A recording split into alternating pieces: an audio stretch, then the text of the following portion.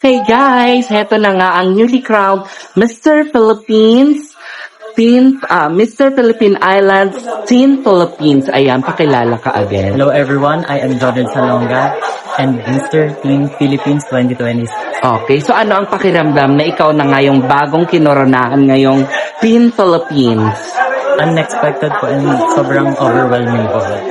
Oo, sino-sino mga gusto mong pasalamatan sa gabi nito? Unang-una po sa lahat yung provincial director po ng Batangas po. Siya po kasi nag-asikaso po ng lahat. Tsaka po si Sir Matt po. Yun po.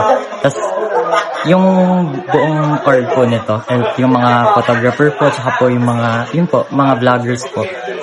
Okay, so sa program kanina, ano yung pinaka nag-enjoy ka na part ng program? Siguro po yung ramp. Wow. Okay, advice naman sa ibang aspirants na gusto ring maging tulad mo na winner sa isang patimpalan. Advice ko po is believe in yourself. Yun po yung natutunan ko po ngayon. Okay, again, congratulations.